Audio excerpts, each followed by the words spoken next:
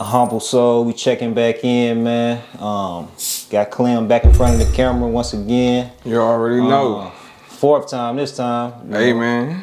The truth can't be hate. You know what I'm saying? Man, I've been seeing you. You've been a lot more consistent. You dropping videos back to back to back to back. You was on No Jumper recently. Oh yeah. You already know. Shout out to Adam, 22, No Jumper. Shout out to their whole platform. It was a good experience. No, for sure. It was a nice time to be back in LA. You know.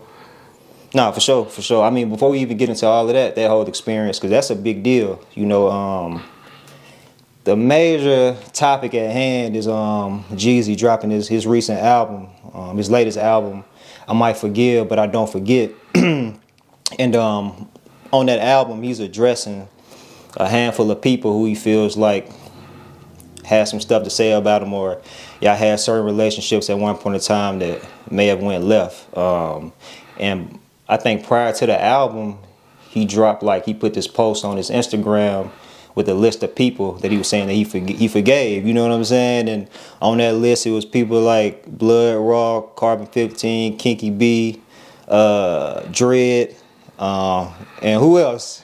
I think Blue Da Vinci. No, and you. Oh, yeah, me. Yeah. He could have left me off that bitch, though, because I'm not looking for your forgiveness. You ain't God, nigga. I might forgive. Like, man, I don't forgive and I don't forget. So put my name on that list. You know what? I felt bad for a couple people's name on that list because I felt like I got their name put on that list because I've been talking my shit. You know what I'm saying? So you know, but I don't blame myself for that shit. That's what he wanted to do. He was reaching. We talking about the same nigga. He only sold 4,000 motherfucking actual copies. Damn. Yeah, I checked the numbers already. 29,000 streams. Damn. Like, come on, man. I did 29,000 streams on my YouTube and 4 videos probably. Yeah, you been going crazy with the videos. But you know, he was reaching. You know, if you listen to the album, you know, he was talking about shit. But everything is like false on that motherfucker. Like, he ain't get no straightening. One thing he said, what if everything they saying is true? That's all he said. Other than that, he was just trying to be disrespectful to me. Cause I'm the only one that he was being disrespectful to. Cause I'm the only one you really can be disrespectful to. Cause you really ain't got nothing else to really say about me, but to say some shit. You feel me? Yeah. Like, and even with that shit, the only thing I didn't like, the nigga said I left with his shit. What did I leave with? Give me some receipts. So let's get into it for the viewers who may not be familiar. When he released the album, it's different songs addressing different people. And, you know, the last interview we did, you talked about a song called Fake Love that was released a few years ago. And he really didn't. Some people was in the comments saying that maybe he was talking about Kinky B. It didn't necessarily sound like he was talking about you. There kind of could be a toss-up on this song, Keep the Change. It's like it's no doubt that he's addressing you in particular. I mean, yeah, anybody that knew me and his relationship and they heard that fake love shit, they knew he was talking about me. Cause it's certain shit that he would say that we know, it's certain shit that he would say when we know he's talking about Kinky B. You know what I'm saying? And it's certain shit he would say and you would be like, well, a motherfucker that don't know me or nothing, you would be like, who we talking about right there? Then a motherfucker that know me be like, no, he talking about Clem right there. You know what I'm saying? But other than that, that's my whole thing. He did a lot of false shit on there too. Like I said, it took me, I ain't say shit for 8 years, bro. 8 years. I was low. I didn't give a fuck. I took my losses and kept moving. You know what I'm saying? Like everybody that was around said they did. You know what I'm saying? Because let's make one thing clear. He never cut nobody off. Niggas cut him off. He never came to a motherfucker or a text and don't come around me, you fired, none of that shit. Motherfuckers cut him off because of the shit that he was doing, the move that he was making. So don't let him make it look like he was just putting niggas in their place, telling them to get the hell on. You know what I'm saying? Motherfuckers peeped your bullshit and got the hell on themselves. If you go back and listen to the song or just different songs, I think on that particular song, Keep the Change, where he's addressing you, I think he said that a fake ass crew with a real ass boss. So you know, like how you saying that necessarily wasn't the situation. It was more so people noticed his flaws, and after a certain point, they couldn't tolerate it anymore. A real ass crew with a fake ass boss. You know what I'm talking about, though? Yeah, but if you listen to his whole album, he's trying to make him. He's pushing the narrative like he's the one. You know what I'm saying? Like he was the real one, and we was the fake ones, and all that. So he's gonna say that a real ass boss with a fake ass crew, whatever. He said, "No, you need to switch that around. A fake ass boss with a real ass crew." Cause I still talk to the crew. Crew some real niggas. Fuck what he talking about. You know what I'm saying? Just like on the Nia Long shit. He talking about, yeah, when I got out from Cali, from getting locked up, and Louis Farrakhan called me and told me my enemies is near. I said, Farrakhan, all my enemies in my hood, and I ain't going back there no time soon. Like, nigga. What's your issue with him saying that? What's the issue with him saying that? That's not true. He said, oh, yeah, who's his enemy in what hood? What hood is he from? Are we talking about Hawkinsville? See, the hood with 500 population probably? No disrespect to Hawkinsville, but I'm just saying, like, what you was in, nigga, what hood? In Hawaii? In Japan? In South Carolina? Or in Macon? What hood? Because you was everywhere. You was shipping goods from Japan. So you was shipping shit through customs and getting shit back. Like, that's all I'm saying, man. Like, the nigga's reaching, and fuck that nigga, man. He's a bitch.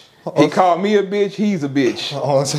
Hold on, Clem. So, just on a professional level, just getting back to the song before we move forward. You know what I mean? I'm gonna let you get your stuff. It's nothing professional when it comes to me and him no more. Okay, that's what I'm gonna say. I'm just saying, like, when it comes to me and him, like, the gloves is off. I ain't got no love, man. Like, but this is what I was gonna say. I ain't professional. I ain't big in the bigger man.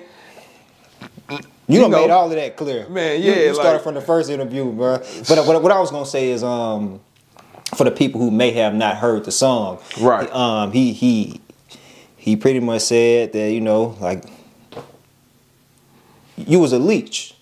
Yeah, he said that, you know, a leech is somebody who's around and asks for shit. You know what I'm saying? He said you was living rent free. Leeches are people who's around and ask for shit. Everything that he did for me, he did because he wanted to. I never asked him for no jewelry. I never asked him for no car. I never asked him to live with him. I never asked him for shit. He asked me to do everything. You know what I'm saying? He bought the car because he wanted to. He bought me jewelry because he wanted to.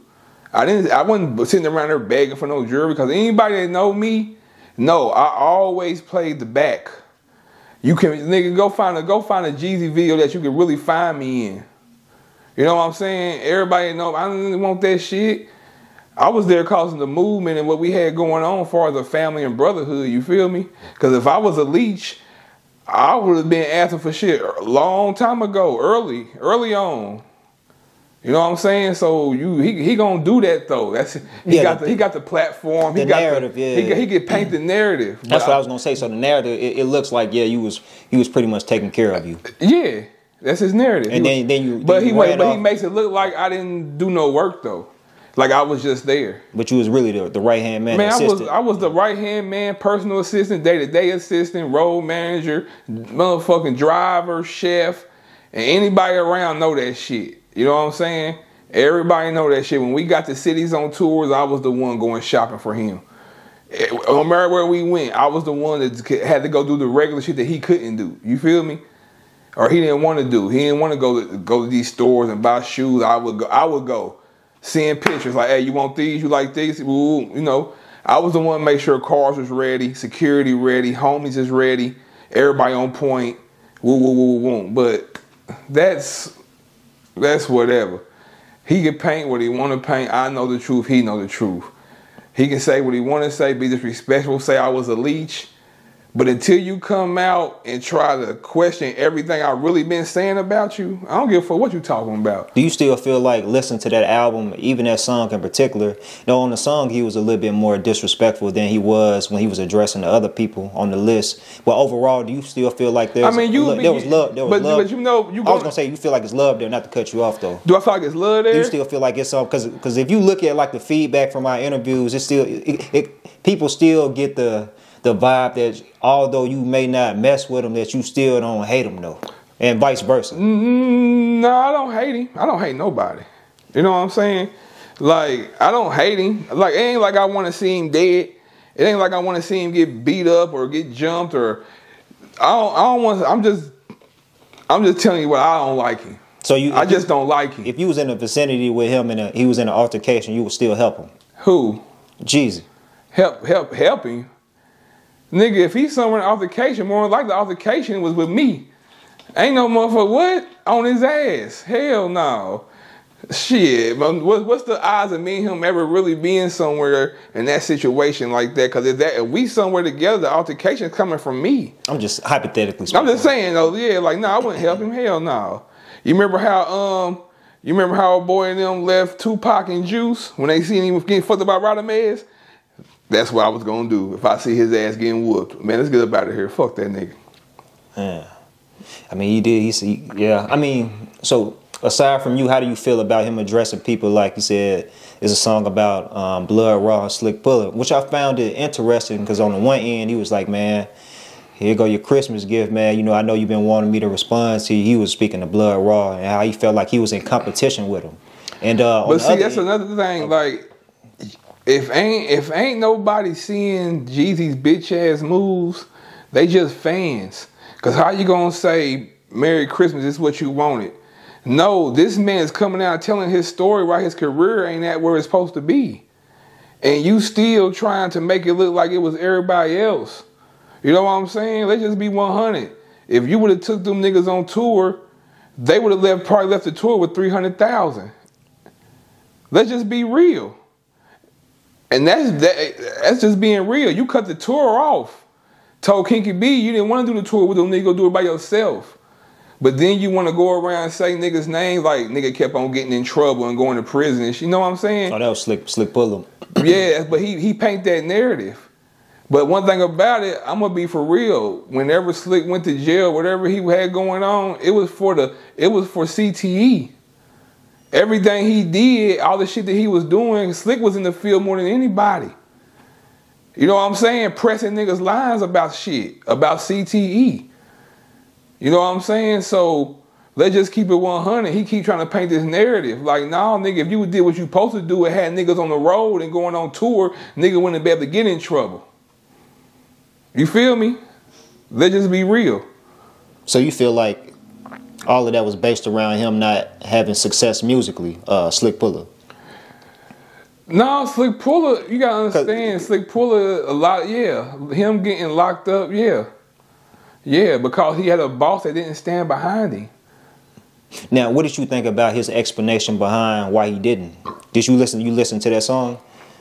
Okay, it's a song where he said pretty much, yeah, he was rapping. He mentioned like Shawty Red on the beat, but I'm still in the streets. So he was like, Slick getting in trouble was bringing heat to him because he said like old dog had got indicted around that time and it was just a lot going on. So he said it. Slick was about to see he keep painting the narrative. What's that got to do with Slick? Oh, this is what I was gonna say. So he was saying it was challenging for him to continue to push him as an artist while still trying to stay free and not get caught up in that whole BMF stuff. You know what I'm saying? Because he said the eyes was already on him. So he said it was challenging for him to deal with his problems and deal with Slick's problems at the same time. So he built like some type of resentment. For one, man, let's just quit it, man.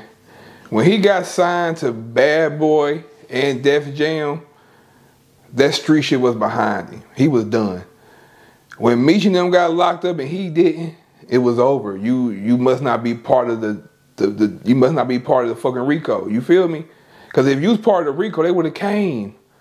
You know what I'm saying? You must not be part of it, nigga. You made it out. And you keep trying to make it look like, oh, I was just so stressed out. Nigga, no, you wasn't. We was with you every day. You was having the time of your fucking life. Let's just be real, man. We all was. But he trying to make it like he was. For one, Slick is his own man. Slick, everything Slick went through, Slick took that shit on the chin. Slick never cried about that shit. You know what I'm saying? Still to this day, he ain't crying. He don't give a fuck. And that's one thing I know. Slick stood 10 toes on everything. Never folded. But you had a boss that looked at you crazy when you did shit on behalf of the crew. But ain't this what you told us to do? Now that we doing it, you want to act like some other shit, man. The nigga just faking a fraud, man. So was the Waka Flocka incident in Walters, that was just the only like publicized incident? So it was other situations? Yeah, that was not really, because you gotta understand when we would.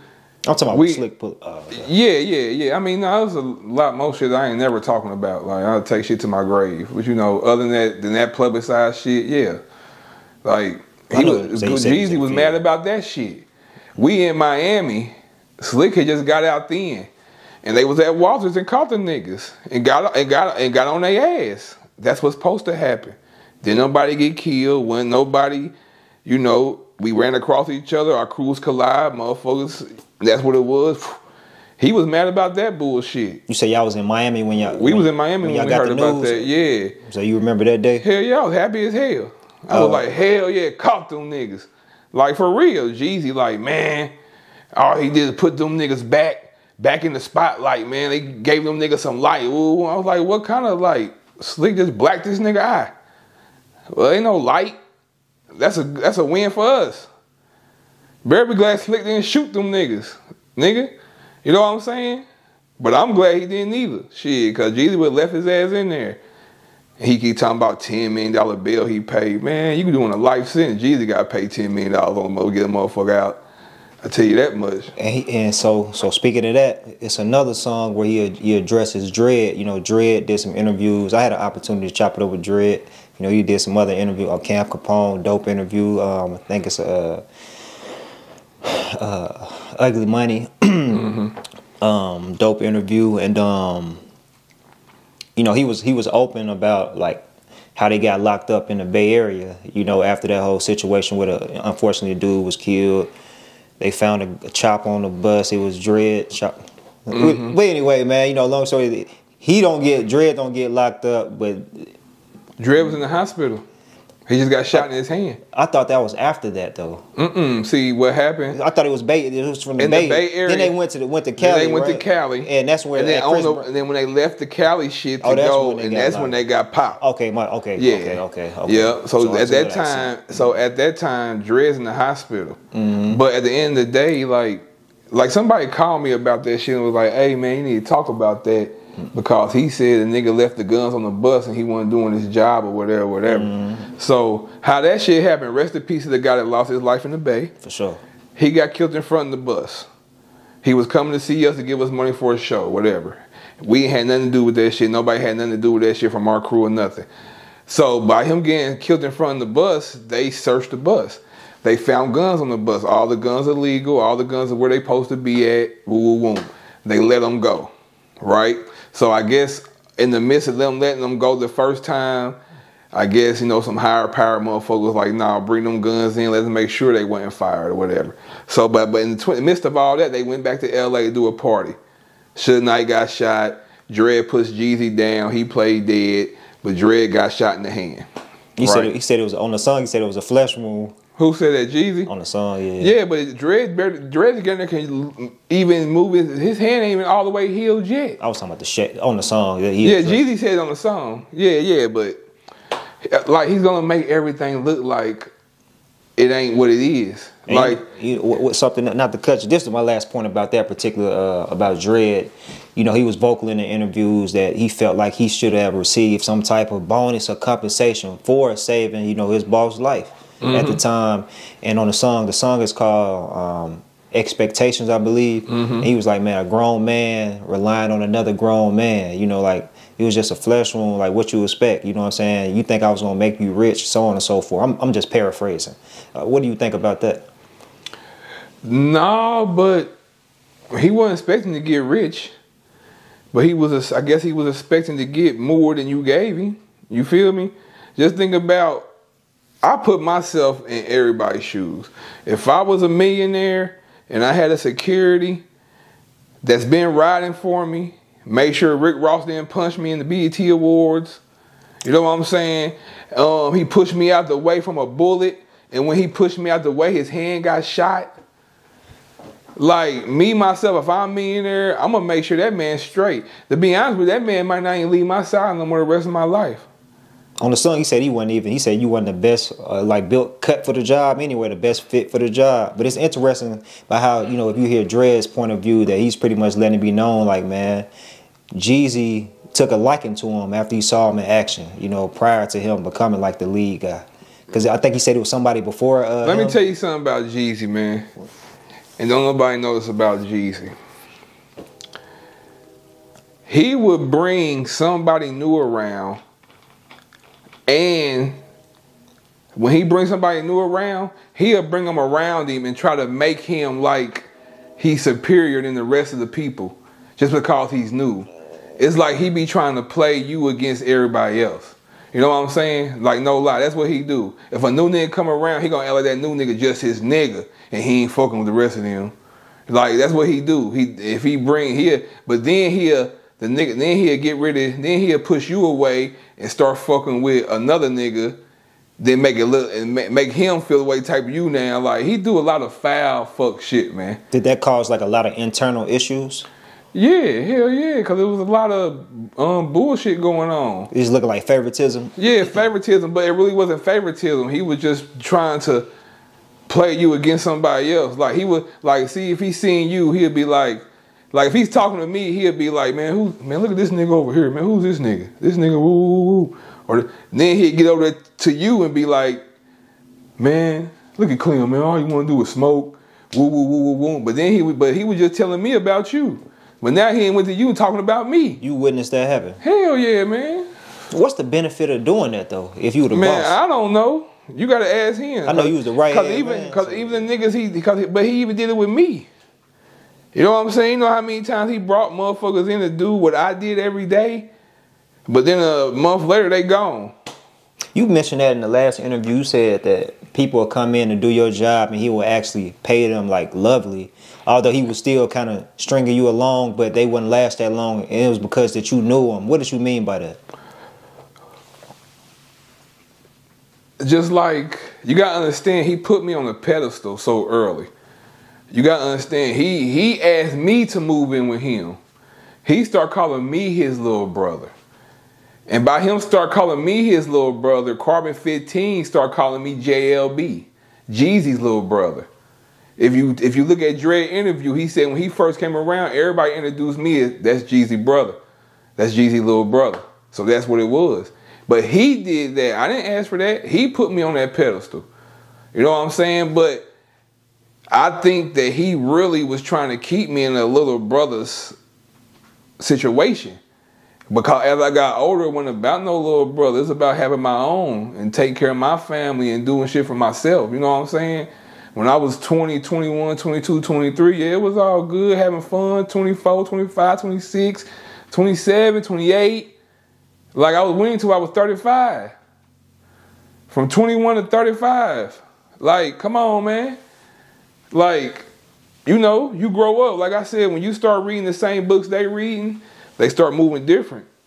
I saw a comment on the last interview, man, when I put that, because you mentioned that in the first part I put out of our last interview, and they wanted to know, like, what books were you referring to? Like, what, or you just speaking like metaphorically? I'm just thinking metaphorically. So you weren't actually reading like actual books, though? Hell no, because all that reading books, all that reading, all that 48 laws of power, all that shit comes along with just growing up and becoming a man, period.